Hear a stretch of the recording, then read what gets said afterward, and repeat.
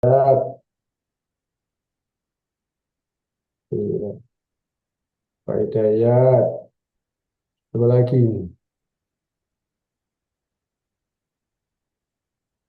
Bu Andina. Baik,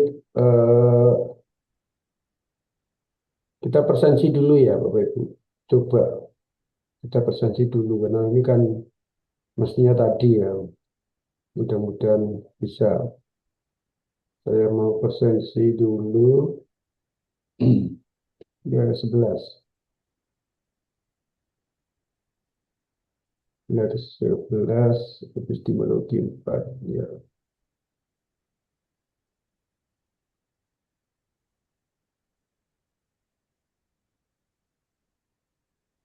oke. Ini jamnya saya rubah saja menjadi 19.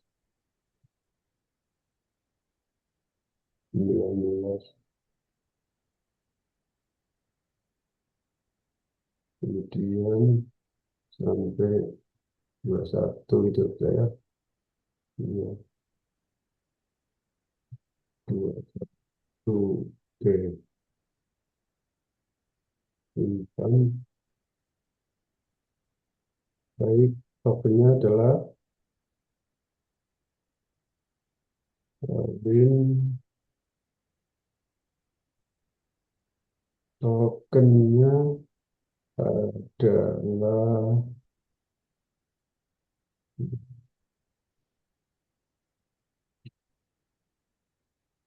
token.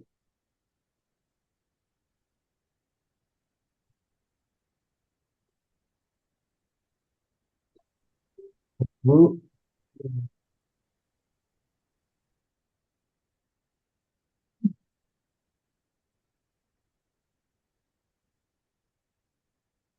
dan bisa dipakai.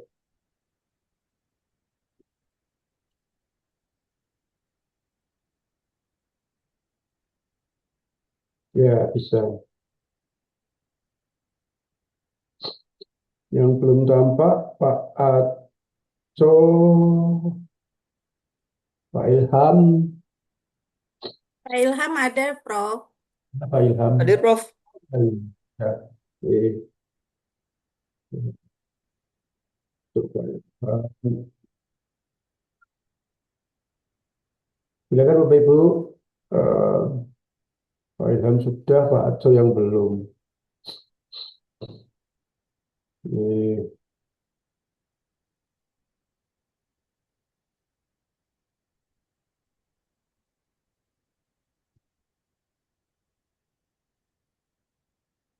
eh, kuliah terakhir kapan Bapak Ibu? Ming- Akhir Mei. Minggu lalu, Insya minggu Allah lalu. akhir Mei, Prof. Akhir Mei, Informasinya awal Juni, UASnya akan, Prof. ya. Ya, Prof. Nanti, ya.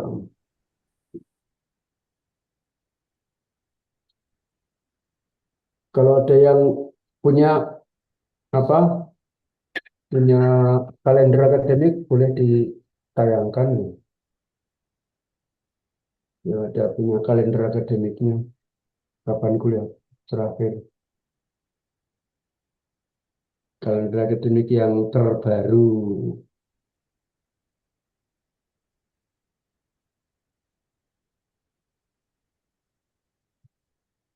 Ini di sini ada Pak Aco, tak?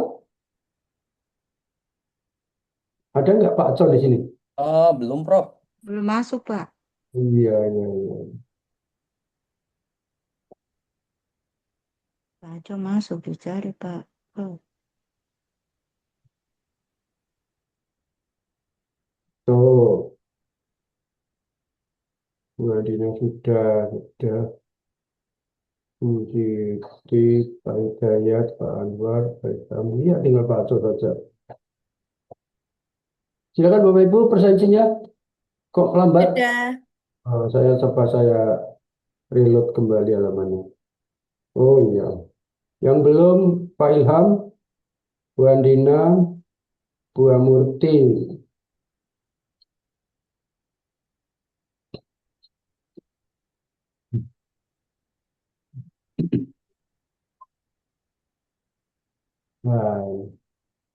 gitu. Tidak ada kalender akademiknya. Coba saya lihat dulu. Kalender akademik berarti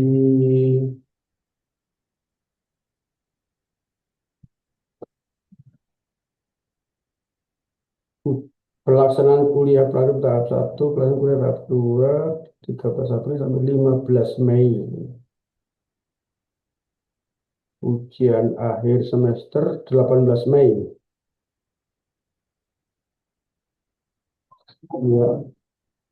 Ya, 18 Mei.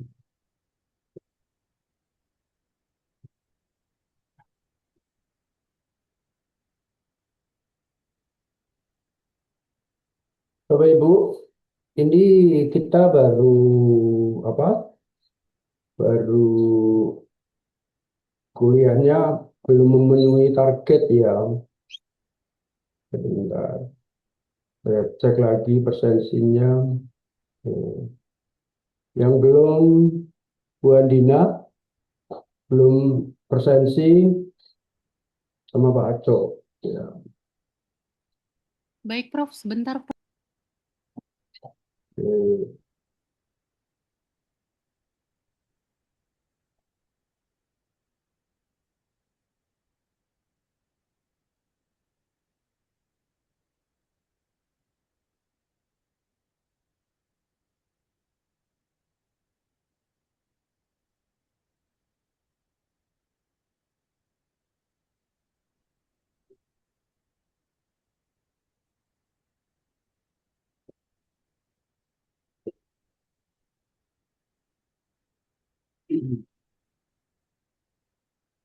Ini kita baru sampai 12. Bapak Ibu, eh, kita harus mencari pengganti untuk supaya menggenapkan kuliah. Bapak Ibu, kapan sempatnya? Mulai ini kan mulai ini kan sudah tanggal tinggal 1 minggu ini. Eh, saya programkan setiap malam. Saya sediakan waktu setiap malam jam 7, Bapak Ibu. Kalau mau menambah, ya. Nanti diselang-seling dengan teman yang lain juga, gitu ya. Misalnya besok sore ada kuliah saya harap. Berarti Rabu sore setidaknya eh, kita sampai 14 supaya yang ke-15 dan 16 kita pakai untuk ya semacam review tugas gitulah ya. Kita nambah 2 lagi, ya. Kita nambah 2 lagi kuliah ini berarti bentar. Kita kan 12 sekarang, supaya 14. Berarti minggu ini berarti hari Rabu sore pukul 19. Nah, satunya lagi kapan? Kan monggo. Bapak Ibu nanti yang sepakat. Nanti sementara saya pakai Rabu sore kalau Bapak Ibu setuju untuk Bapak Ibu gitu. Nanti teman yang lain juga nambah, masalahnya banyak yang lowong hari-hari itu. Ya, ya. Baik, saya cek lagi dulu.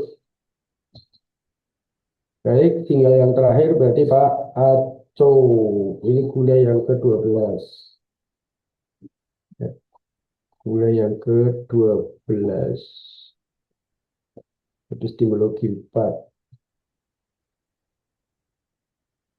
Kuliah yang ke-12. Kuliah 12. Epistemologi 4. Absen Pak Aco. Ya. Ini,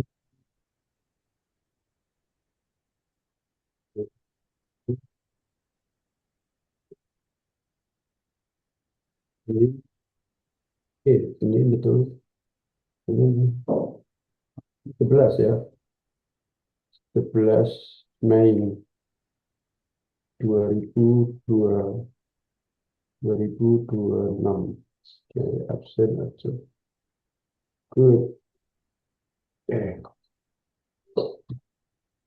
Baik Ibu dan Bapak sekalian, sebelumnya Bismillahirrahmanirrahim. Assalamualaikum warahmatullahi wabarakatuh. Waalaikumsalam Waalaikumsalam warahmatullahi warahmatullahi wabarakatuh. wabarakatuh.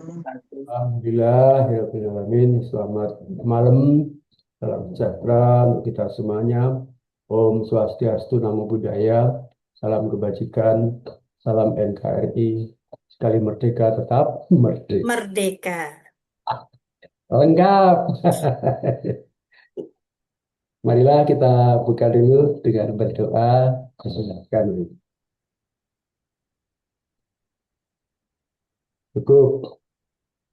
Nah, Ibu, ini yang paling berharga ini kalau sudah usia tua kayak gini, masih bisa bersilaturahim.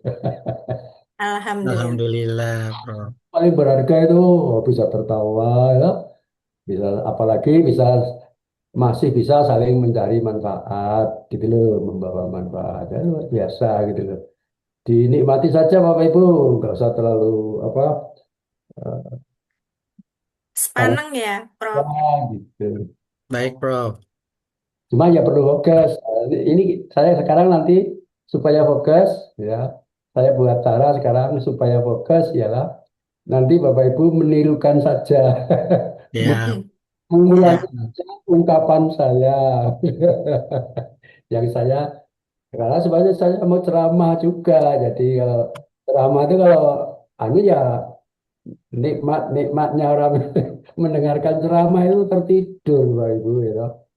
Apalagi AC-nya dingin ya, ada apa nyamikan atau bahasa Jawa itu ya, roti-roti atau apa di sampingnya gitu ya. Wah, ya AC-nya dingin ya.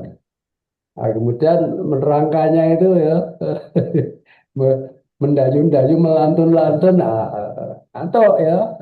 Sekarang karena kuliah ini berpikir ya, nanti saya acak random gitu ya, diulangi juga nggak apa-apa, ya itu tergantung ya apa Mas Sigit nanti. Bapak Ibu memperhatikan, kemudian nanti saya minta mengulang apa yang saya ungkapkan gitu. Baik, siap Bapak Ibu? Insya Allah. insya Allah. Alhamdulillah. Ya. Jadi Bapak Ibu, ya ini nikmatnya kita menemukan suatu ilmu, ya itu perlu disyukuri ya.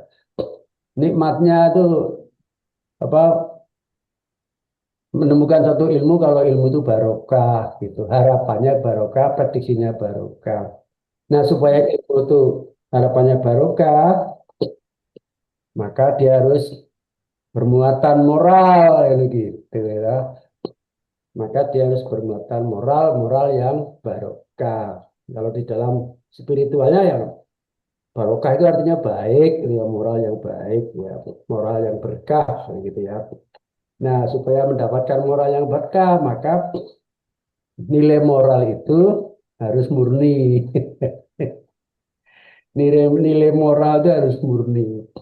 Nilai moral yang murni ada dua, yaitu berdasarkan dogma keyakinannya masing-masing, gitu ya, dan berdasarkan rasionalisme. Rasionalisme apa? Rasionalisme orang jujur, gitu ya. Rasionalisme orang jujur. Hanya orang-orang jujurlah yang mampu membangun moral. Ini kan loh ini ya. Ini bukan bukan pelajaran agama, bukan. Ini filsafat loh. Loh, ini filsafat, di situ tidak menyebut religius. Di situ menyebut God, gitu. God itu ya masing-masing agama lah ya. Nah, spiritualitas maksudnya. Jadi supaya ilmunya barokah, ilmunya berkah, ini kita bicara filsafat gitu ya. Nah, sekarang coba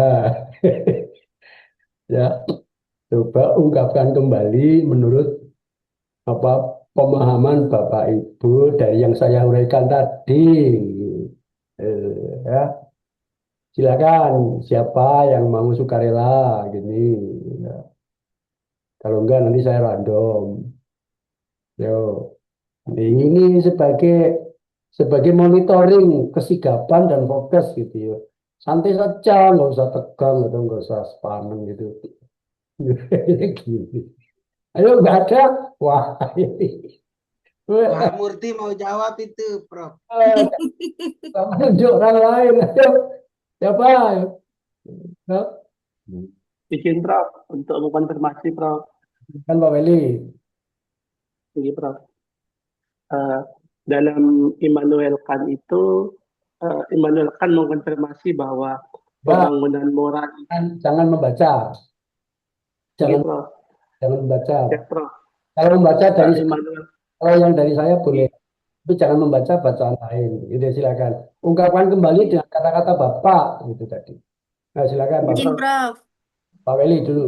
Pak Weli dulu, Bu. Oh ya. Immanuel Kant itu mengkonfirmasi bahwa dalam konteks rasio dan dogma itu yang paling tinggi adalah akal budi, Prof. Akal budi itu bagian daripada intuisi yang merefleksikan seperti yang Prof konfirmasi di peta itu aliran hubungan yang ke atas, Prof. Betul, Prof. Itu Pak Weli. Ini hanya mengungkapkan kembali apa yang saya sampaikan kok kemana-mana. Oh, aku nggak nyebut intuisi kok. Oh, kemana?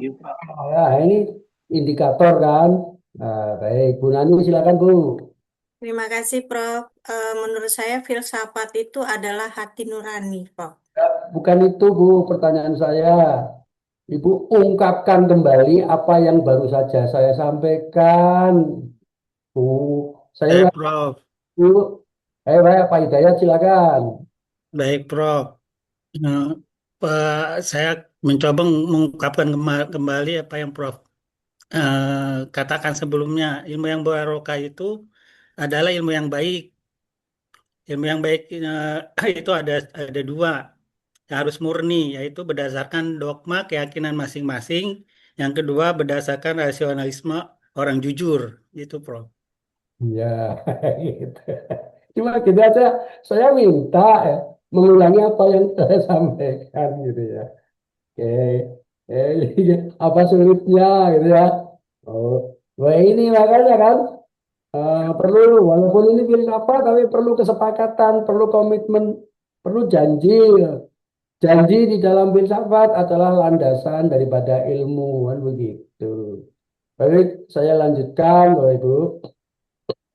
Ya, jadi hanya orang-orang jujur saja, hanya orang-orang jujur saja yang bisa membangun moralitas. Ya.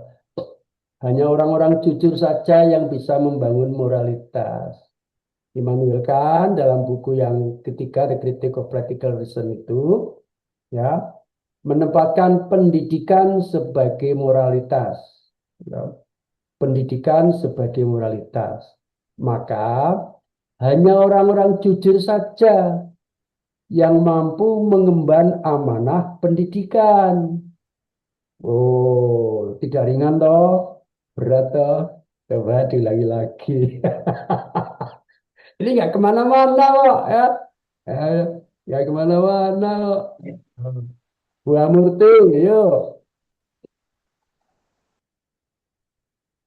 Ungkapkan kembali apa yang Hanya orang-orang jujur saja yang bisa mengembangkan moralitas. Kemudian, apa lagi tadi?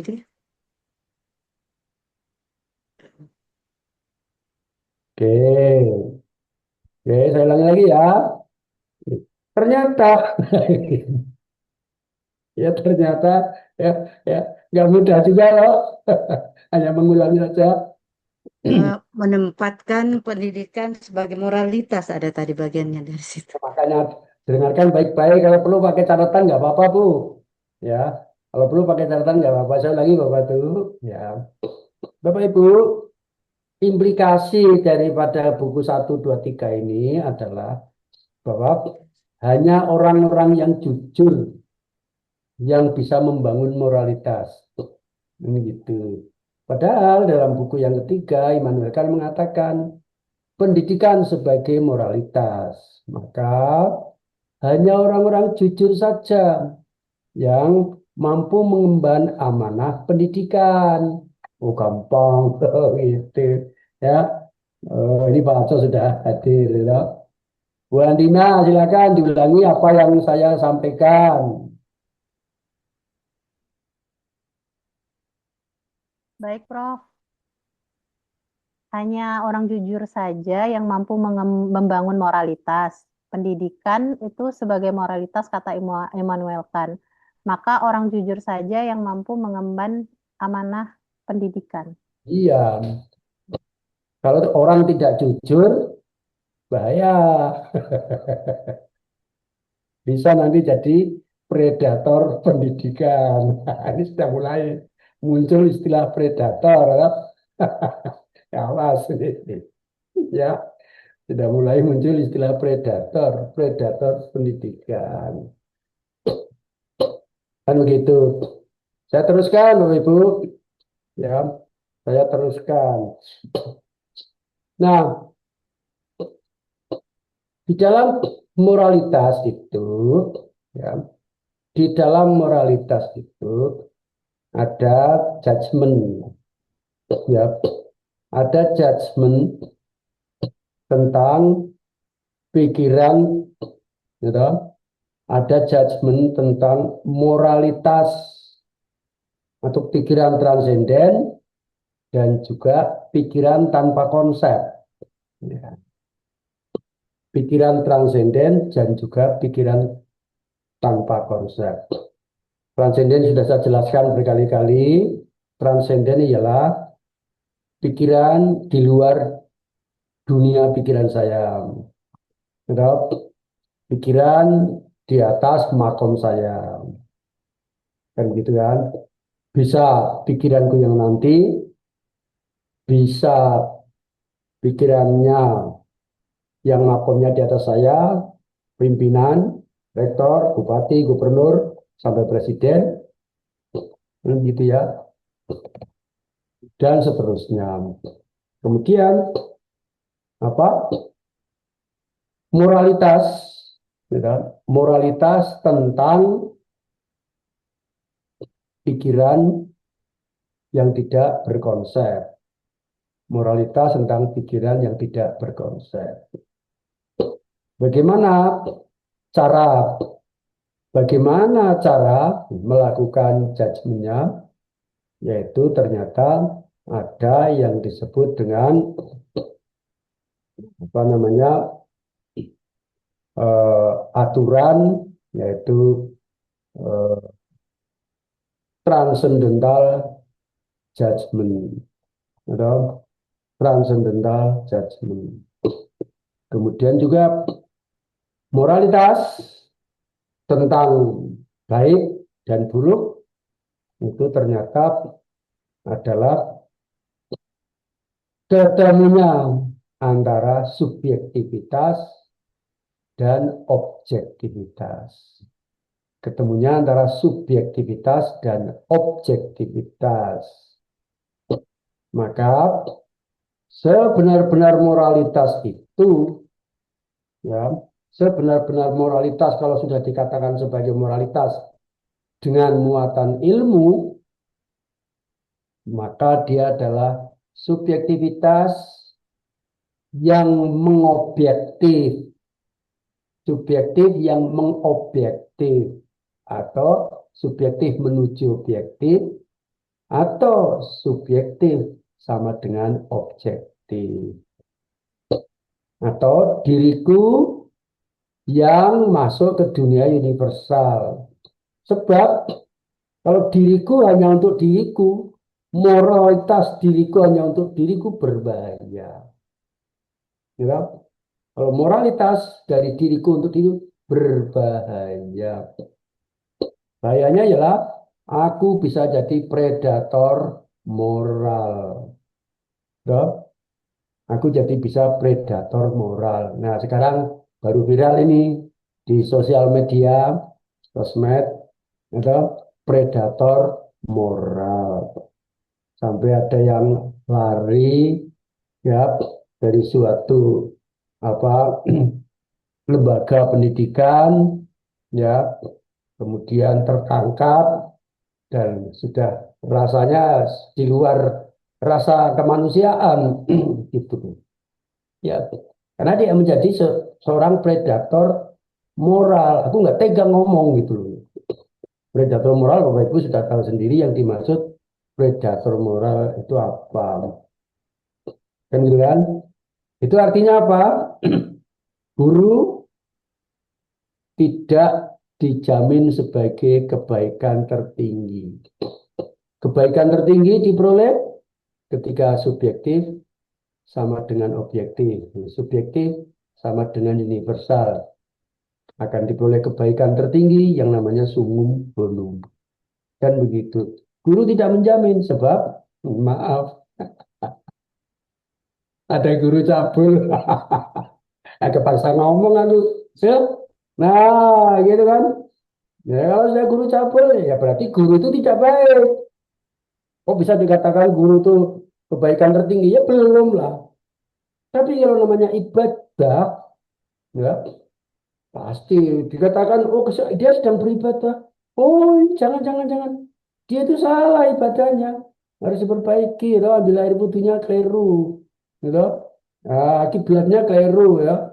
Walaupun dia bingung perlu dibetulkan ibadahnya belum benar. Nah, kan begitu. Sampai sekitarnya tuh bisa ikut membetulkan. Maka ibadah yang dari God itu ya, yang dari God itu dijamin itu sebagai dogma, sebagai suatu nilai moral, kan begitu, sebagai suatu nilai moral. Jadi ya nilai moralitas ya, nilai moralitas itu akan tercapai kalau subjektivitas sama dengan objektivitas. Nah, kontradiksi. Jadinya kontradiksi. Kontradiksi itu bermasalah kalau itu dia dalam keadaan idle, dalam keadaan diam. Kontradiksi bermasalah. Misalnya apa? A dengan A ditambah 10. Kalau ditulis A sama dengan A plus 10. Itu kontradiksi. Itu kontradiksi. Itu baru menuju kalau dijalankan. Maka sebenar-benar filsafat itu hidup. Gitu? Sebenar-benar filsafat itu hidup kalau dijalankan. Perjalanannya seperti apa? Dibuatlah program komputer. Ya, pakai program bahasa basic. Misalnya input A. Setelah input A, langkah berikutnya adalah rumus A sama dengan A ditambah 10. Langkah berikutnya print A. Langkah berikutnya go to input A. Gitu. Itu kompromi. Ya, matematika, karena matematika diam, maka A sama dengan A plus 10 itu salah. Tapi ya, ketika matematika dijalankan jadi program komputer, ya, dia menjadi benar. Sama. Jadi ya, moralitas tercapai kalau subjektivitas akan sama dengan objektivitas, sama dengan universalitas. Guru, apakah guru sekolah, apakah guru pondok, pesantren, gitu, ajarannya universalitas enggak? Walaupun universalitas dalam kelompoknya, gitu, universalitas enggak. Kalau tidak, hati-hati. Ya, saya, guru itu atau yang lain bisa terjebak menjadi predator moralitas sebab subjektif hanya sampai dirinya subjektif. Nah, luar biasanya, ngerinya, predator ini bisa bikin doktrin. Kamu muridku, ya, akan memperoleh ilmu dari saya kalau kamu patuh 100% kepada saya. Lah, setelah patuh, diselewengkan. Nah, itulah predatornya seperti itu. Dunia itu penuh dengan predator. Dunia itu penuh dengan bajak laut. Ya, dunia penuh ya dengan perampok apa moralitas predator moralitas ya. Nah, bajak laut moralitas, perampok moralitas. Suatu kelompok, pimpinan kelompok, kemudian eh, dia membuat atau penyelewengan moralitas. Maka di sini dalam buku yang ketiga, ya, dalam buku yang ketiga dikatakan pure practical reason, dicari moralitas yang murni. Gitu ya. Dicari moralitas, dicari pondok pesantren yang murni gitu. Yang pengasuhnya itu betul-betul ya moralnya murni. Ya, ya. Nah, moral yang murni kalau apa? Kalau dibangun di atas pikiran yang murni atau orang jujur. Hanya orang jujur yang bisa membangun pendidikan yang murni, pendidikan yang baik, yang barokah. Hanya orang jujur yang bisa membangun pondok pesantren yang baik, yang barokah, yang murni. Kalau nggak jujur, nah predator. Maka dia melarikan diri pun akan tertangkap oleh polisi, dicokok. Nah, gitu kejadiannya. Baik. Nah, coba dari situ, apa yang bisa Bapak Ibu ungkapkan kembali dari saya? Nggak usah keseluruhan, sebagian juga bisa. Gitu kan? Nah, nggak usah keseluruhan, sebagian juga bisa. Bu Siti Aminah. Siap, Prof. Terima kasih. Eh, Nilai moralitas akan tercapai jika subjektivitas itu mendekati objektivitas atau bahkan harusnya sama dengan objektivitas begitu. Gitu, Prof. Ya, baik. Mungkin yang lain kalau mau mengulangi juga boleh atau apa menambah yang lain juga bisa. Pak Anwar. Ya, Prof. Izin, Prof. Jadi nilai moralitas itu ada judgement tentang pikiran moralitas, yaitu ada pikiran transendental, yaitu pikiran yang di luar dunia saya atau di luar makom saya. Kemudian ada yang kedua pikiran tanpa konsep, yaitu judgementnya adalah transcendental judgment. Jadi moralitas baik dan buruk itu harus ketemunya subjektivitas dan objektivitas atau bahkan universalitas.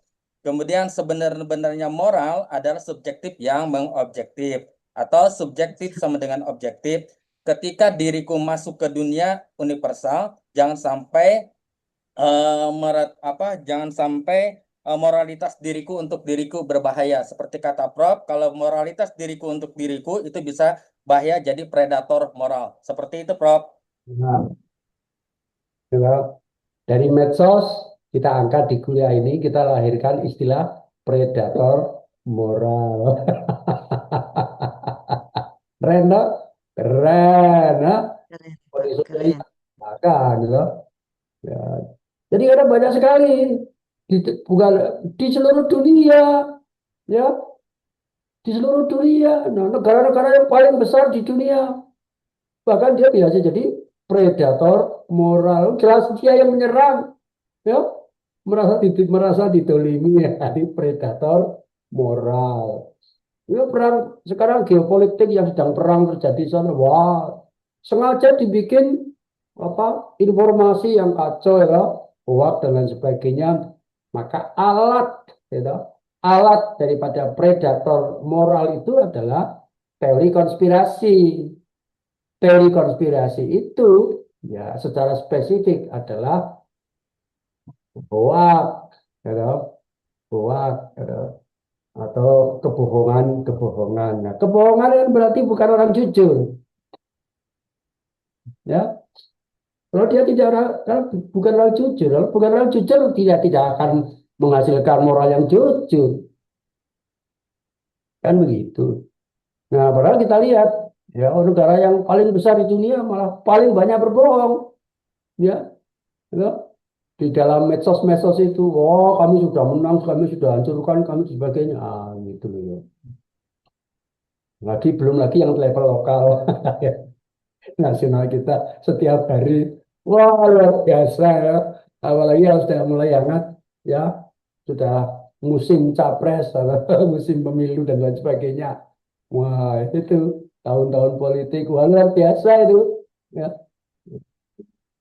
Makanya ya, ini ini penting, ini saya tekankan gitu ya. Nah, the end daripada buku ini adalah pendidikan sebagai moralitas. Jadi, ya, hanya orang-orang jujur sajalah yang mampu mengemban ya amanah pendidikan dan mengemban dunia pendidikan. Nah, itu Bapak Ibu, agak dari sisi moralitasnya saya ingin mengulangi lagi landasan tadi yang sudah saya katakan tadi. Landasan moral ada dua, yaitu landasan dogma, ya, atau prinsip-prinsip atau doktrin-doktrin. Nah, ini ya.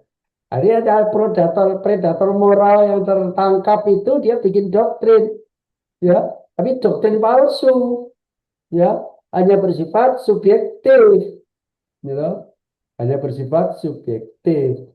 Ya, dia bikin doktrin-doktrin gitu ya. Padahal mestinya doktrin itu harus bersifat universal. Ya, ya kalau gurunya nggak baik, kenapa mesti harus dipatuhi? Dan begitu. Sedangkan Bapak Ibu ikut kuliah saya saja, kalau selalu mengikuti saya, oh itu sudah tidak baik.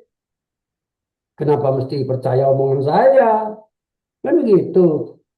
Nah itu harus diverifikasi, kan begitu. Nah di pendidikan yang seperti itu.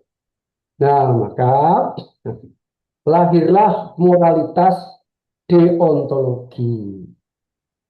Moralitas deontologi menurut Immanuel Kant adalah moralitas tentang kewajiban. Siapa yang mewajibkan? Bukan guru, ya. Di sini deontologi yang mewajibkan bukan guru, ya. Bukan orang tua, bukan calon mertua, bukan mertua gitu ya. Ya. Nah, yang mewajibkan siapa? Yang mewajibkan adalah doktrin tadi atau dogma tadi dan ya toh, categorical imperatif. Categorical imperatif sebagai bentuk rasionalisme hukum sebab akibat. Nah ini saya maaf saya ingin pinjam dari agama Hindu atau apa di sana atau Buddha yang nggak ngerti ya. Sering diucapkan hukum karma begitu. Pak Herman, halo Pak Herman. Ya, Prof. Hukum karma itu selalu negatif atau ada yang positif? Tidak, Prof. Tapi salah kaprahnya selalu hanya yang negatif saja yang ketika orang mengatakan itu, tapi tidak kepada hal positif. Padahal tidak seperti itu, Prof. Oh iya, nah ini saya maaf ya. Nanti kalau salah, kalau menyerempet ke sana ya saya minta maaf. Tapi untuk menyederhanakan ya, saya secara spiritual saya nggak paham di sana. Tapi untuk menyederhanakan dari fenomena ini yang bisa kita tangkap secara intuitif, ya, saya mendeskripsikan saja bahwa hukum karma itu adalah hukum sebab akibat, gitu loh.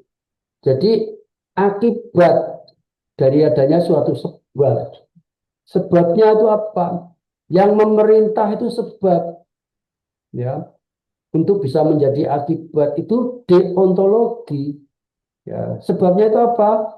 Ini ada perintah menurut agama tertentu, ini ada kewajiban beribadah. Ya, kalau sudah kewajiban beribadah, ya, ya sudah, laksanakan saja.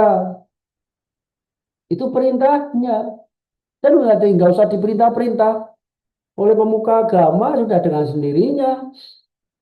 Itu namanya berkewajiban, berdeontologi. Nah, termasuk misalnya menjaga kebersihan. Menjaga kebersihan itu secara pemikiran baik. Baiknya, bermanfaatnya menjaga kebersihan itu lintas budaya, lintas agama, lintas bangsa. Dan ternyata menjaga kebersihan itu adalah bersifat universal. Padahal tadi yang ngomong Pak Marsigit.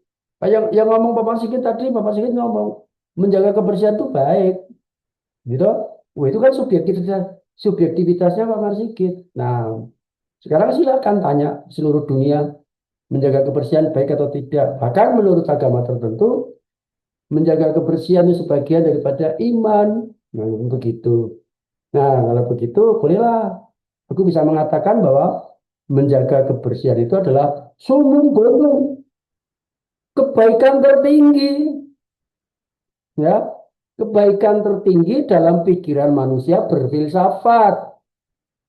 Ingat, ini kita sedang berfilsafat. Ranahnya tetap pikiran manusia. Kan begitu. Nah, jadi sumum bonum tadi diperolehnya dengan categorical imperatif. Categorical itu apa? Berkategori, berpembeda. Apanya yang beda? Yang bermoral dan yang tidak bermoral. Yang asli dan tidak asli. Itu pembedanya. Maka imperatif. Kalau sudah tahu bahwa ini adalah yang asli, maka imperatif. Diperintah.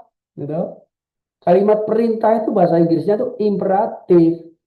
Nah, dalam bahasa Inggris kan ada kalimat itu ada deklaratif, ada negatif, ada interrogatif, dan ada imperatif, kalimat perintah. Nah, Immanuel Kant itu menghasilkan, ya, categorical imperatif.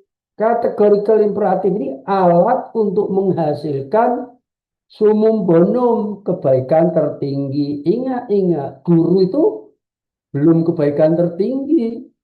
Sebab apa? Ada guru cabul.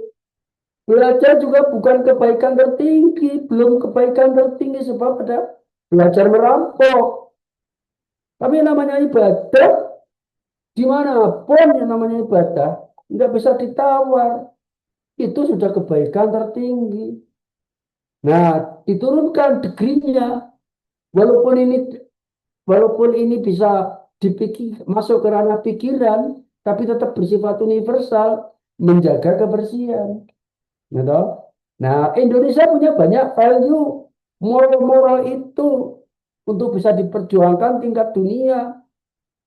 Misalnya gotong royong, gitu ya. Nah, gitu. Beda gotong royong dan kerjasama. Gotong royong itu tidak sekedar kerjasama. Gotong royong itu sudah ada unsurnya kebaikan. Kalau kerjasama bisa saja kerjasama menyelenggarakan judi online. Kerjasama itu belum kebaikan tertinggi, tapi kalau gotong royong sudah ada unsurnya. Jadi gotong royong bisa menjadi kebaikan tertinggi. Nah, inilah Bapak Ibu ngerti sekarang perjuangannya ke dunia. Di PBB sana belum ada komisi gotong royong PBB. Nah, gitu. Nah, kalau itu bisa Indonesia orang-orang hebat, ya, negaranya hebat, ya. tentaranya super power begitu. Wah, lama-lama bisa omongan orang Indonesia dipercaya. Ya sudah, banyak sekali nilai-nilai value bangsa Indonesia yang bisa diadaptasi di sana. Ya, komisi. Kenapa Komisi Hak Asasi Manusia itu ada? Nah, sebab hak asasi manusia itu ya sudah menjadi kategori imperatif, ya sudah menjadi moral tertinggi sumum bonum, ya maka lahirlah di PBB, ya Komisi Hak Asasi Manusia PBB. Bukankah Bapak Ibu pernah mendengar? Ketika pernah mendengar, kenapa ya komisi-komisi PBB kok hal semacam itu yang asing dariku? Nah, tentu ada sesuatu. Yang darimu itu apa? Dari bangsa Indonesia apa? Gitu? Nah, kalau perlu ya Pancasila, Komisi PBB dalam bidang Pancasila, ya. Nah, persatuan dunia, ya. Diadaptasi universal ke sana. Kemanusiaan yang adil dan beradab bagi seluruh rakyat dunia. Bisa itu. Kan begitu kan? Nah, ketuhanan bagi seluruh rakyat dunia supaya orang dunia itu juga beragama, ya, berspiritualitas, ya, ya, keadilan sosial, ya, dan seterusnya dan seterusnya. Nah itu nilai-nilai sumum bonum seperti itu. Nah, moralitas itu, ya, Immanuel Kant dalam bukunya ketiga membuat teorema-teorema. Dan teorema-teorema itu bisa dibuktikan. Bukti daripada filsafat itu ya sintetik dari pernyataan-pernyataan. Kan begitu. Maka teorema-teorema yang pertama antara lain adalah bahwa moralitas itu terdiri dari dua unsur, yaitu unsur wadah dan unsur isi. Unsur wadah atau bentuknya, unsur isi atau substannya. Yang mengalir, yang diajarkan itu wadahnya, sedangkan isinya itu adalah sebenar-benar dia adalah metafisik. Metafisik apa? Meliputi yang ada dan yang mungkin ada, begitu Ibu sekalian. Ya. Nah, maka teorema berikutnya bahwa di sini juga untuk bisa memperoleh sumum bonum kebaikan tertinggi itu ada apa? Kehendak baik. Harus ada kehendak baik. Di samping dia orangnya jujur, tapi dia punya kehendak baik. Ya, untuk bisa apa? Untuk bisa membangun moralitas, untuk bisa membangun sekolah, untuk bisa membangun pondok pesantren. Dia harus jujur tokohnya, pendirinya harus jujur, pendirinya jujur, pendirinya juga punya moral kewajiban melaksanakan nilai-nilai moral itu, dan dia juga harus punya kehendak baik. Nah, kehendak baik untuk melaksanakan kewajiban yang diperintahkan seperti hanya hukum karma tadi, hukum sebab akibat, akan menimbulkan rasa senang, akan menimbulkan kepuasan, dan begitu. Jadi yang diajarkan oleh gurunya, oleh pendirinya pondok itu kalimat, ucapan. Kalimat ucapan itu bentuk tulisan peringatan. Itu apa? Bentuk atau wadahnya. Substannya siapa yang tahu, sebagai suatu metafisik daripada moralitas. Itu Bapak sekalian. Nah, maka kalau kita turunkan sekarang dari moralitas ke pendidikan sama. Ya. Jadi Bapak Ibu tertantang pendidikan yang seperti apa yang bersumum bonum, yang mempunyai gitu, yang mempunyai kebaikan tertinggi. Pendidikan saja belum tentu. gitu, bersumung-bonung, awas hati-hati, gitu. Sebab di sini kemudian mungkin dibedakan antara pendidikan dan pelatihan. Ya ketika zaman Nazi Jerman, ya, dia melakukan pelatihan atau pendidikan untuk tentara-tentaranya, ya, ah, menyebabkan timbul perang dunia kedua dan seterusnya dan seterusnya. Nah, kemudian dipertanyakan semacam itu. Ya, nah oleh karena itu maka ya, kalau ditarik pendidikan sebagai suatu layer, ya, ditarik kembali sebagai suatu layer, maka pendidikan sebagai suatu moralitas ada unsurnya ontologi, ada unsurnya epistemologi, dan ada unsurnya aksiologi. Kemana itu? Ke diriku, ya. Filsafat itu diriku, ya. Diri bapak, diri ibu itu filsafat. Siapa yang ideal? Yang ideal adalah diriku, ya. Ketika aku masih muda, masih remaja, umur 20 tahun, wah ideal sekali saya. Ya, apa yang pragmatisme? Ternyata yang pragmatisme itu diriku. Siapa? Diriku itu. Aku di atas usia 60 tahun. Udah pragmatis. Ya, itu absolutisme. Ya, absolutisme ternyata diriku, ya. Ketika aku jadi direktur, ya. Nah, itu absolutisme. Relativisme. Relativisme itu ternyata juga diriku. Ketika diriku, ya, kumpulan di kampung-kampung, kenduri dan sebagainya, relativisme. Undangannya jam 7, ya, ternyata dimulai jam 8. Marah-marah saya, oh nggak bisa.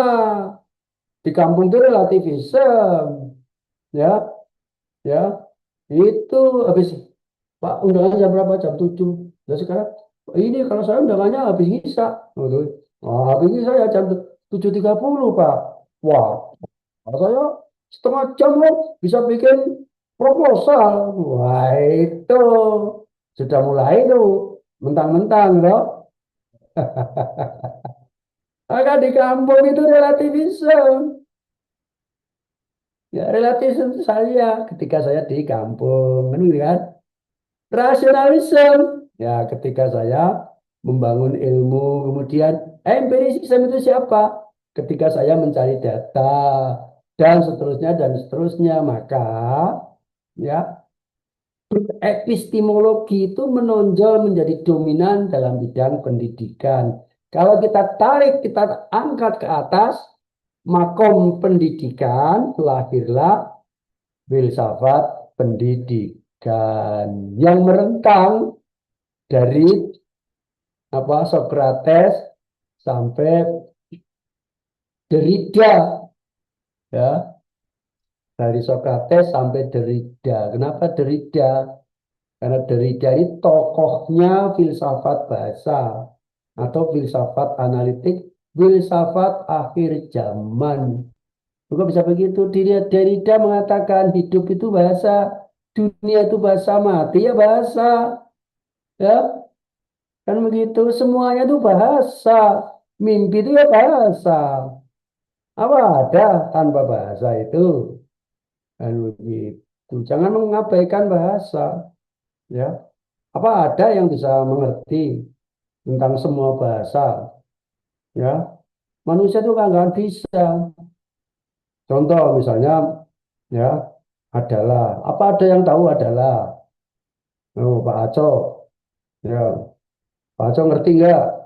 Adalah itu apa? Ya tunggu. Ayo baca. Sepele loh. Bahasa ini kecil. Tapi ternyata kita nggak ngerti. Ya. Nah, adalah. Adalah. Adalah. Adalah.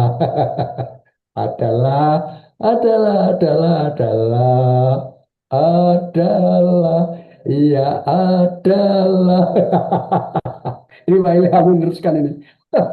Jadi, eh, jadi nyanyian Samroh. Sampai habis nggak akan pernah orang itu paham adalah itu apa. Ya, jangan mentang-mentang ingin menguasai seluruh bahasa kecil saja, nggak ada orang yang paham mengenai ya itu apa itu. Yaitu adalah yaitu. Baik. Ya. Nah, oke, maka saya akan pendidikan itu, ya, pendidikan tadi, layar pendidikan yang sudah saya sebut merentang dari Socrates sampai Derrida, gitu. Itu juga bisa terfoto, di zoom, zoom in, zoom out ke dalam diriku, ya, gitu ya. Ketika aku kepada Bapak Ibu memberi kuliah dengan metode bertanya, dominan bertanya, itu metodenya Socrates. Jadi itu epistemologi, ya. Dengan apa? Dengan menggunakan lahirlah skeptisisme. Orang bertanya kan skeptis, ya. Meragukan. Orang bertanya itu meragukan, skeptis. Namanya skeptisisme. Berarti diriku berlaku sebagai Socrates. Kan begitu, ya. Diriku berlaku sebagai Socrates. Kemudian aku pikirkan, pilah-pilah, ada forma bentuk, ada substansi isi, ya. Lahirlah seorang Plato, ya, beridealis. Nah, maka lahirlah filsafat bagian muka depan ini, kelompok filsuf-filsuf yang termasuk kategori idealis sampai René Descartes, ya, sampai René Descartes pun bisa termasuk golongan idealis. Bahkan Immanuel Kant, karena Immanuel Kant itu serba terpenuhi, dia ada di muara mendamaikan, maka kemana-mana oke. Immanuel Kant juga seorang idealis, gitu. Dan nantinya Immanuel Kant juga seorang empiris, lengkap dia itu, filsuf paling lengkap begitu. Nah, maka kalau begitu saya akan share caption saya, nanti Bapak Ibu akan saya tunjukkan kepada Bapak Ibu, akan saya share caption saya.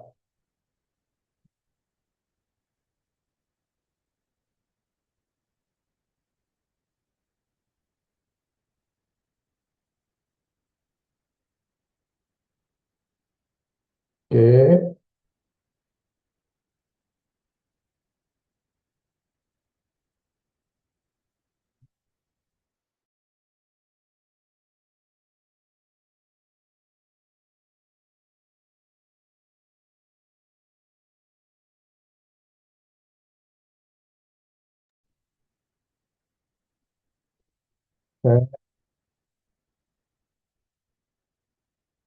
Oke,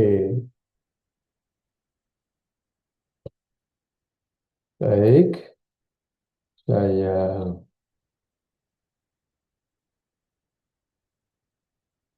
oke. Oke. Sudah kelihatan Bapak Ibu? Oh, sudah, Prof. Sudah ya. Baik. Nah ini, jadi dalam rentang apa namanya timeline ya, timeline para filsuf, philosophy of education, filsafat pendidikan yang kita konstruk melalui yang kita konstruk melalui karya Immanuel Kant, pintunya dari sana, ya. Maka kalau di dalam ini ada orang yang membuatnya, Bapak Ibu juga bisa membuat, gitu. Ini ada orang yang membuatnya jadi ada filsafat idealisme, ya. Idealisme itu apa? Idealisme itu epistemologinya, mencari kebenarannya, membangun ilmunya di dalam pendidikan itu. Nah, di sini ada Socrates, Agustinus, Descartes, Kant, Hegel, dan Royce. Ini bersifat ideal, idealisme gitu kan. Idealisme itu ya semacam mengandalkan rasionalisme, cita-cita, pikiran, logika dan seterusnya gitulah ya kira-kira. Nah, kemudian ya setelah itu di sini muncul realisme. Lawan daripada idealisme itu adalah realisme.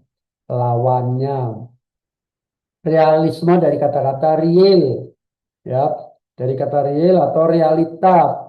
Tokohnya Aristoteles, ada Thomas Aquinas, ada ada Francis Bacon, ada Thomas Hobbes, ada John Locke, David Hume, Berkeley, Whitehead, dan Russell. Ini tokoh-tokoh serumpun ya pendukung daripada realisme atau ilmu berdasarkan pengalaman.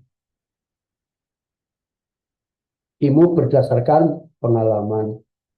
Nah, setelah itu ditarik lagi ya ada sejarahnya pragmatisme. Gitu. Pragmatisme di situ ada Rousseau, ada Darwin, ada Dewey, ya. John Dewey. Nah, kemudian juga di sana ada behaviorism. Tokoh daripada behaviorism adalah ini Pavlov, Watson, Skinner. Dan ada existentialism. Existentialism ini adalah Freire, Kant, Illich, dan Brummel. Gitu. Nah, kemudian gitu, ini kalau ditarik di sana yang eksistensialisme ini ya, yang Kierkegaard dan teman-teman yang lain. Sedangkan yang Freire ini adalah reconstructionism, gitu. Nah, kemudian di sini ya postmodern, ya, postmodern inilah lahirnya filsafat bahasa. Salah satunya adalah Derrida dari yang saya katakan tadi, mulai dari Socrates sampai Derrida. Ya, nah teman yang lain dari Derrida itu ya ada Fanon, ada Foucault, ada Giraud. Nah ini ya filsafat bahasa munculnya filsafat analitik. Itu Bapak Ibu. Jadi untuk masuk ke sini, inilah ya. Jadi saya stop dulu share-nya. Baik.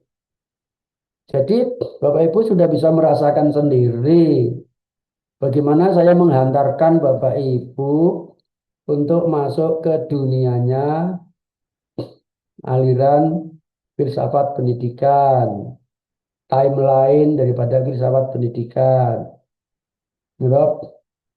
Yang kita kerjakan selama ini itulah yang namanya metafisik. Itulah yang namanya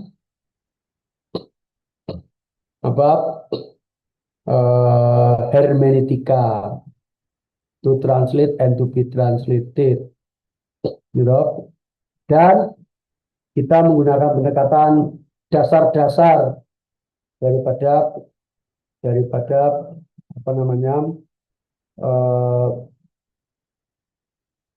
Bapak Ibu terdengar suara keras ya. Ya maaf ini tetangga sebelah ini udah malam-malam masih bekerja ya. Ya gimana? Itu penghidupan dia ya sudah. Saya yang maklum gitu. Ya hidup itu penuh dengan toleransi dan kesabaran.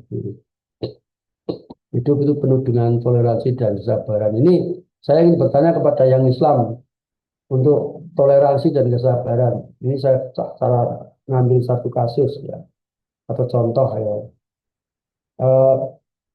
Nanti saya tanya Pak Ilham atau Pak Weli atau Pak Nuar atau tanya Pak Jainul. Ketika satu keluarga seperti saya misalnya ruang sholatnya itu cuma satu, ya. Tapi walaupun satu ruang sholat, tapi bisa untuk berdua atau bertiga agak longgar. Ketika saya mau sholat, istri itu sedang membaca Al-Quran keras. Gimana solusinya Bapak Ibu? Secara adabnya orang beragama gitu. Padahal saya mau sholat. Istri sedang membaca apa? Istri sedang membaca Al-Quran keras dan kayaknya lama gitu ya, bisa berjam-jam gitu. Itu nadanya gitu. Nah, ini saya tanya, ini betul-betul saya tanya dari sisi keustatan loh, dari sisi spiritualitas ya, keislaman ya. Saya ingin tanya ini ya, gimana caranya gitu. Pak Buah Murti dulu yang tadi ibu-ibu gimana?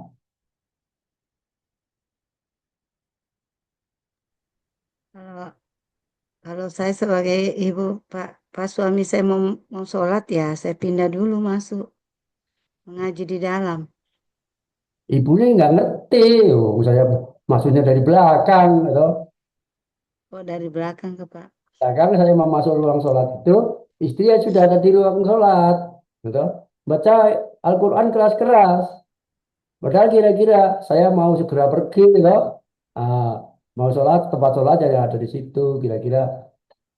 Bu Siti Aminah, seperti apa kira-kira?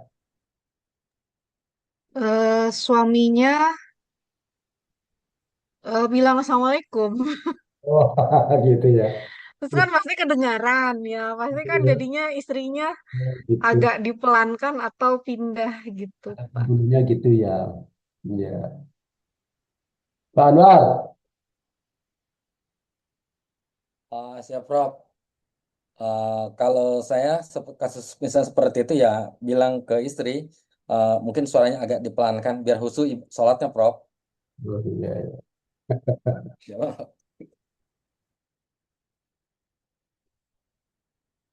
Pak Weli, Oke. Terima kasih, Prof. Eh, dalam konteks tersebut, Prof, istri itu masuk dalam kategori makruh, Prof. Makruh itu jika dianjurkan tidak dilaksanakan, sama halnya seperti merokok.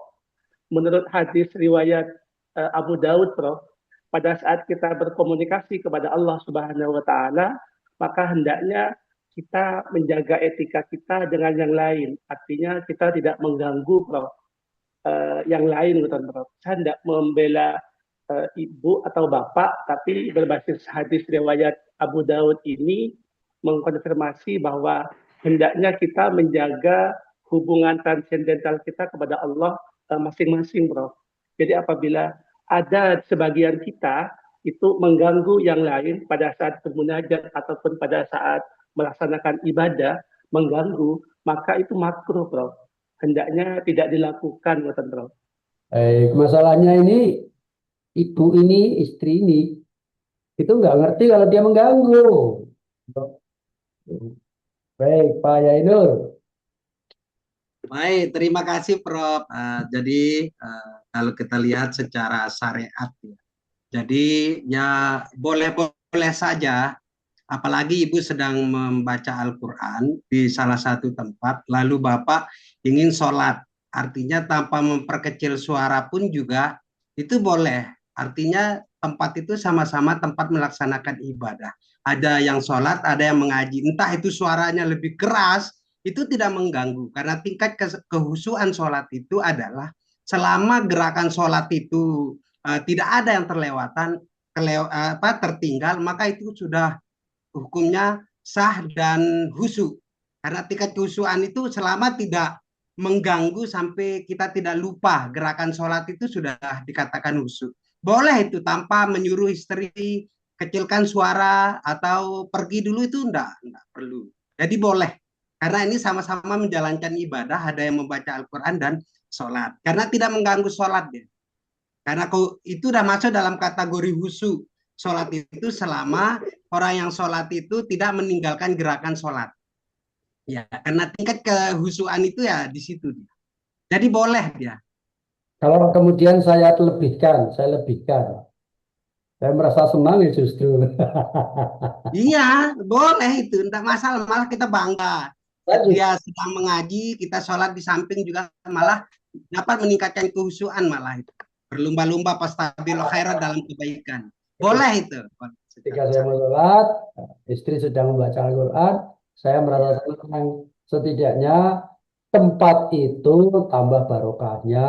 Ya, betul. Boleh. Sehingga saya merasa senang. Apakah itu merupakan cara bagaimana dari dalam diri inherent itu usaha untuk yang bersifat toleransi tadi gitu loh. Ya, Jadi toleransi itu memang harus digali dari hati yang dan jiwa yang paling dalam. ya. Bukan hanya lapisan luar saja, tapi jiwa yang paling dalam. Bayangkan Prof dia membaca Al-Quran di samping tempat kita sholat. Dia ngaji musik pun karaokean misalnya. Lalu kita jam sholat sudah masuk itu boleh sholat saja di sampingnya. Silahkan dia karaokean. Selama kita tetap bisa husu di tempat itu tanpa meninggalkan gerakan sholat dari takbir sampai salam itu sah sholat kita. Terima kasih Pak Ustadz. Ya mudah-mudahan Oke. semuanya ya seperti itulah ya. Kita ambil yang baik dan yang terbaik. Alhamdulillah. Ya, Mas. Baik, saya ulangi kembali. Saya ingin detailkan lagi tentang yang tadi Bapak Ibu, tentang yang saya share ya, ya begitu ya. Kalau saya perbesar ya, kalau saya perbesar ya, bentar. Oke.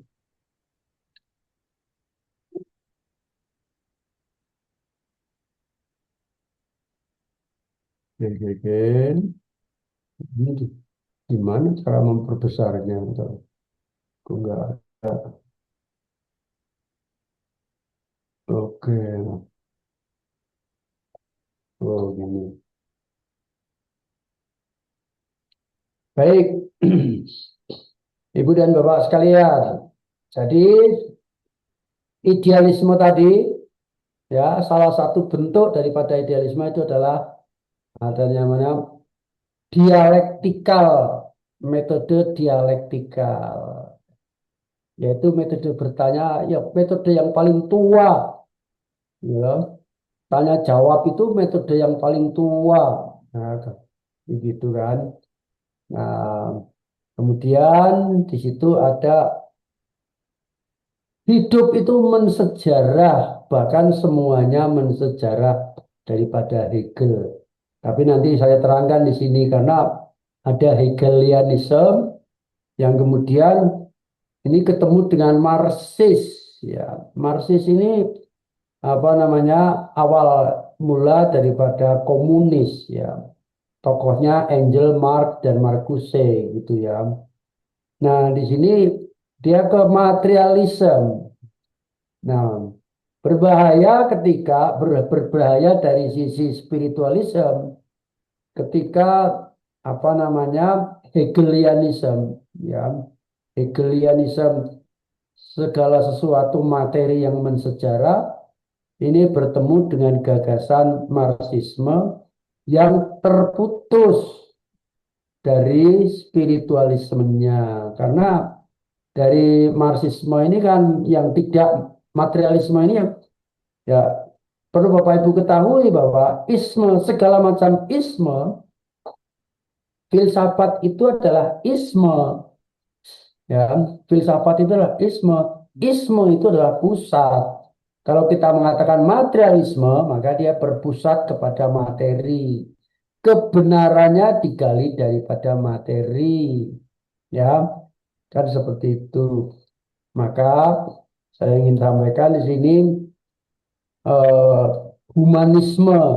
humanismenya psikologi dan humanismenya filsafat itu beda Bapak Ibu. Kalau humanismenya psikologi itu jelas manusiawi. Kalau humanismenya filsafat itu artinya isme berpusat pada manusia. Ini bahaya bagi orang Indonesia yang Pancasila, yang percaya pada Tuhan. Kan gitu kan? Kenapa? Kalau berpusat pada manusia itu artinya meminggirkan Tuhan. Itu bahayanya di situ itu. Ya, maka hati-hati. Memang hati-hati dengan filsafat supaya kita tahu ya kita pelajari. Tapi sebatas yang kita mampu pelajari. Kan begitu.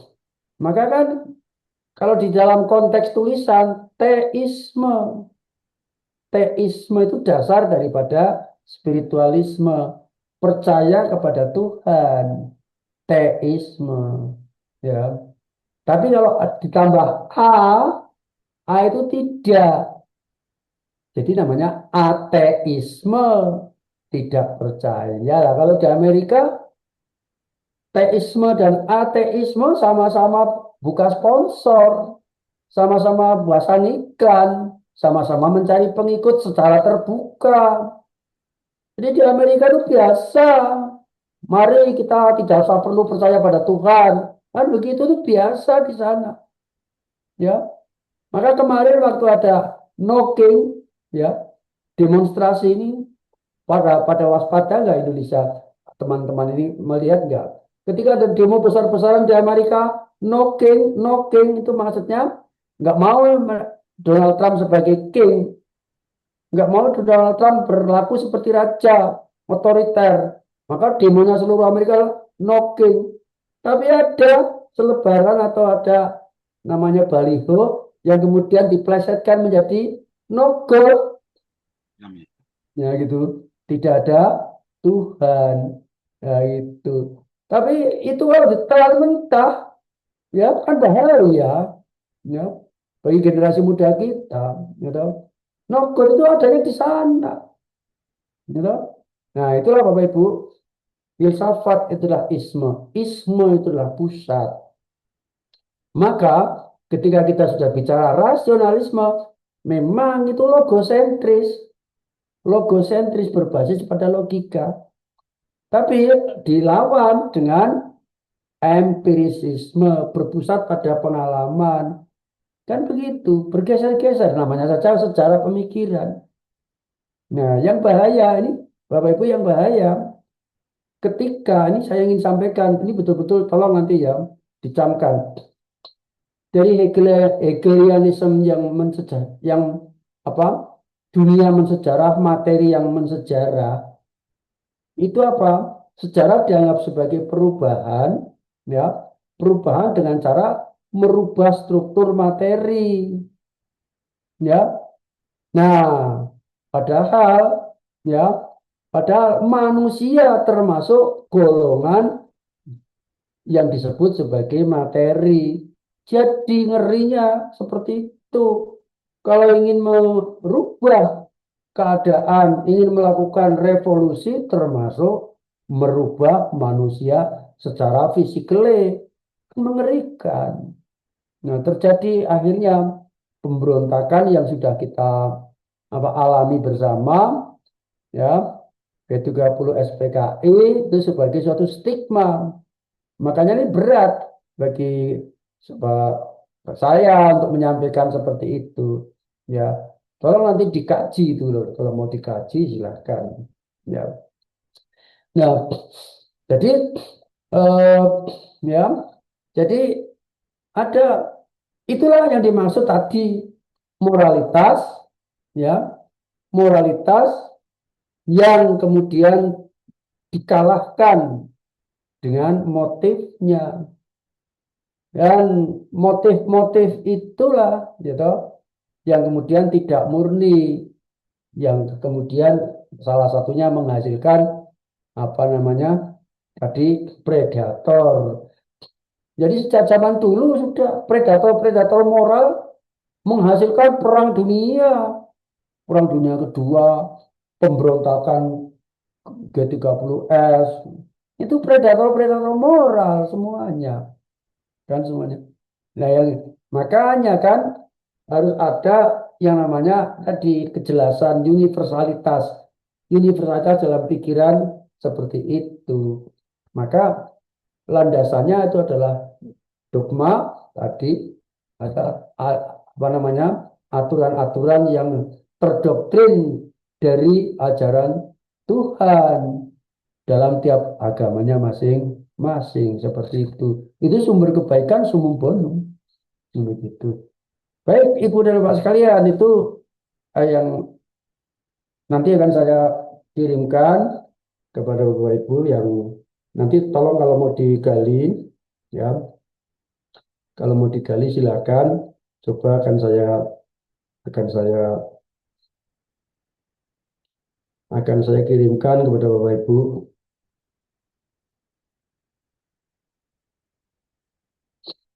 Ini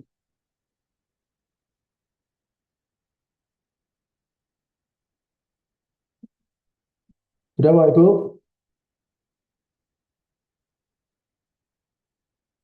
Oh, salah kirim saya. Salah kirim Bapak Ibu, tolong diklik. Keren, Pak. Keren. Ya, salah kirim itu, tolong diklik Bapak Ibu. Ya, itu. Itu untuk ya semangat Bapak Ibu, ya. Tua ya tua, jangan ditua-tuakan gitu loh ya. Supaya apa? Tujuannya supaya awet muda dalam arti lebih banyak berkiprah lagi, bermanfaat bagi yang lain. Tetapi supaya stamina itu tetap dijaga, begitu. Ya, teman saya, Prof, di mana itu, Prof? ya, Mohon izin, Prof. Ini kayaknya bukan di Indonesia kayaknya, Prof.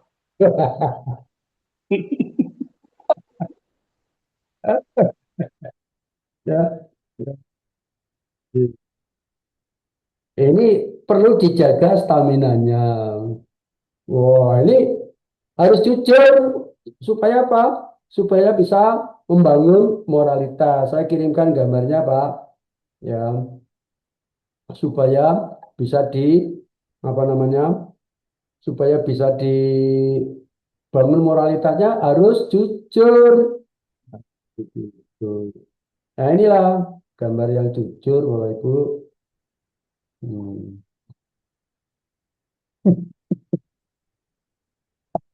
Itu diedit sama anak saya. Gampang ngedit gambar saja. Zaman sekarang hari gini ada AI loh. Pak Wah, Zainul itu, Pak, yang kuat ngedit. ya, Pak Zainul. yang edit anak saya langsung terbangkan ke Himalaya. Oh gitu ya. Keren, keren. Baik. Kemudian editan berikut juga saya difoto sama mahasiswa kemarin yang dari MIPA, dari S3 PEMAT juga yang datang ke UNJ gitu. Wajah saya kok jadi glowing loh. Wah, ini saya tanya pada Bapak Ibu, ini foto editan bukan ini kalau yang ini coba. Ya, kalau yang ini foto editan bukan Bapak Ibu. Ya. Ini wajah saya kok jadi glowing. Ini caranya gimana ini? Ya, ngedit itu. Gitu. Ya. Oke. Hmm. Coba diperbesar itu foto saya. Oh, glowing loh. Oh, glowing itu. Nah, itu berarti editan itu ya. Nah, iya, jelas kelihatannya editan itu. Atau mungkin pemilihan sinar, gitu. Ya ini supaya kita tuh jangan terlalu apa tegang banget gitu loh Pak ya. Jadi intermezzonya kayak gini loh. Ya gimana lagi? Bening, Bro. Ya. Kualitas kamera, Prof. Bening. Oh iya kualitas kamera loh ya glowing ya. Mungkin ada modus Tapi ya. selain kualitas kamera memang Prof bercahaya, Prof. Izin Prof, itu mungkin pakai kamera Oppo, Prof. Oh gitu ya. Seperti Pak Ketua. Oh gitu ya. Pakai Oppo ya. Oppo bisa begitu ya. Oh hebat ya.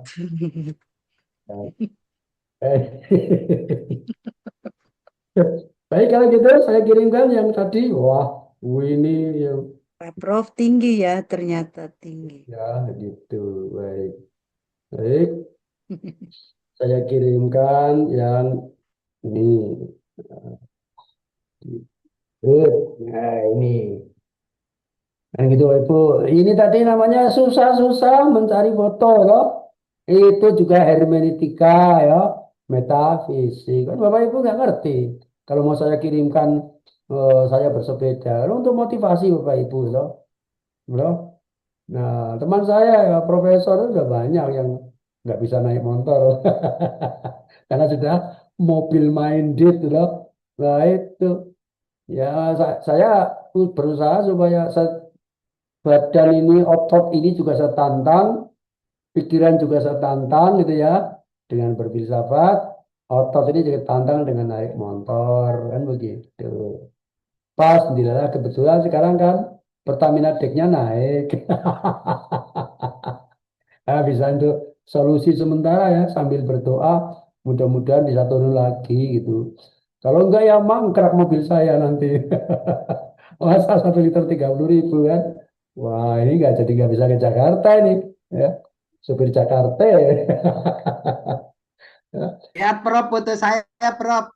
Ya, ya, ya. Oppo itu, Prof. Oppo. Kerjaan ini Pak Zainur. Oke, baik. Wah, ini sudah langsung detik. Wah, wah, wis.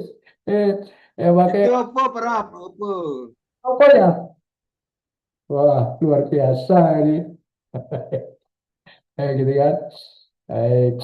Nah, mudah-mudahan yang kita ambil spiritnya, semangatnya, Bapak Ibu tetap semangat. Yang paling pokok itu, Bapak Ibu. Ya. Bapak Ibu tetap semangat. Happy Pak, happy. Biasanya Ya, Prof. kendalanya banyak. Ujian dan kendala itu biasanya datang dari orang yang terdekat, orang yang paling dicintai. Kalau apa, udah usah macam-macam, ada, udah gimana? Alhamdulillah Prof, kami semangat ya Prof. Kemarin waktu kami masuk di ruang waktu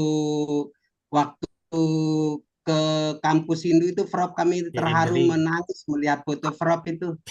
Alhamdulillah, ya saya, Ya, saya sekarang jujur Prof, ungkapan Jujur saya ini. menangis waktu itu Prof, terharu lihat Prof itu. Nggih, termotivasi kami Prof. Semoga bisa mengikuti jejak Prof, bisa jadi profesor. 2018 Amin. Karena saya yang fotonya Prof, saya muat di grup. Terharu kami Prof. Ya, rindu. Kenapa enggak bisa jumpa waktu itu Prof? Seharusnya kita jumpa Prof. Oke. Ya mudah-mudahan di lain waktu kita bisa jumpa. Baik, Amin. Iya Prof. hormati, mungkin hari ini cukup saja, sekian. Siap, Kita siap. masuk lagi, kita janjian ya Bapak Ibu, nanti saya tulis di situ. Hari Iya. Rabu ya, maksudnya Rabu malam, Kamis berarti. Malam nggih, malam aja Prof. Ya, jam 19. Kita nambah waktu. Ya. Siap. Malam aja Prof. Malam. Jam 7 malam, biasa jam 19. Baik, saya minta Ya, maaf seperti ini. kesalahan, kekurangannya. Nggih, Prof. Kita bermanfaat. Sama-sama, Prof. Marilah kita akhiri. Terima kasih Prof. Marilah kita akhiri dengan berdoa. Disilakan Bapak Ibu. Cukup. Assalamualaikum warahmatullahi wabarakatuh. Sampai jumpa di lain kesempatan. Terima kasih Prof. Terima kasih Prof. Ya. Sehat selalu Prof. Terima kasih. Assalamualaikum warahmatullahi Terima kasih, wabarakatuh. Prof. Sehat-sehat. Assalamualaikum. Waalaikumsalam warahmatullahi wabarakatuh. Kalau main edit duluan nih Pak Zainur.